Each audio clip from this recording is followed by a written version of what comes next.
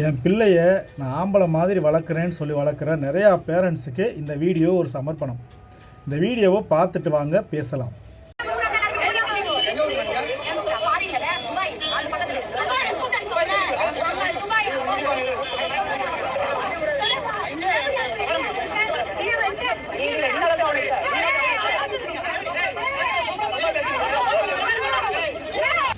இந்த வீடியோவில் போலீஸ் ஒரு கூ அப்படின்னு சொல்லி ஆரம்பித்து அது எங்கெங்கேயோ போய் முடியுது.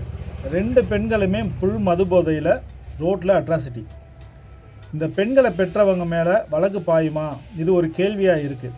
ஏன்னா ஆண் பிள்ளைகள் செய்கிற தவறுகளை மட்டுமே இன்றைக்கி ஊடகங்கள் வெளியில் கொண்டு வர காலத்தில் பெண் பிள்ளைகளும் நிறைய பேர் மது அருந்தி பொது இடங்களில் கஞ்சாவை போட்டுக்கிட்டு இது போன்ற அட்ராசிட்டியில் ஈடுபடுறது இன்றைக்கி இருக்கிற சமுதாயம் சீர்கெடுத்து போகிறதுக்கு ஒரு காரணம். ஸோ இனிமேல் இருக்கிற இளைஞர் சமுதாயம் நல்வழியில் இருக்கணும்னா இந்த மாதிரியான பிள்ளைகளுக்கும் இவங்களை பெற்ற பேரண்ட்ஸுக்கும் கடுமையான தண்டனை கொடுக்கணும் அப்படின்றது பொதுமக்களாகிய எல்லாருடைய கருத்தும் அதில் இருக்குது.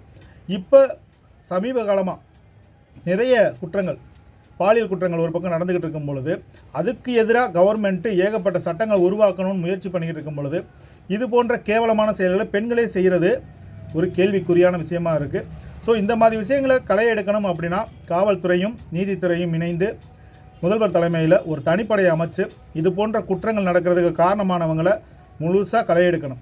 இல்லை அப்படின்னா இன்னும் கொஞ்ச நாளில் இந்த சமுதாயம் சீர்கெடுத்து ஒன்றும் இல்லாமையே போயிடும்.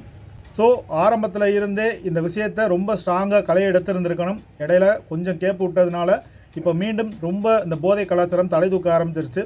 இது போன்ற வீடியோக்கள் இனிமேலும் வராமல் இருக்கணும்னு தான் மக்கள் எதிர்பார்க்குறாங்க. ஏன்னா அவங்க வீட்டில் இருக்க பிள்ளைகளை அவங்க பாதுகாத்தாகணும். அரசாங்கம் இது போன்ற விஷயங்களை களை எடுக்காத வரைக்கும் நம்ம வீட்டில் இருக்க பிள்ளைங்களுக்கு பாதுகாப்பு இருக்காது. ரொம்ப கவனமாக இருங்க.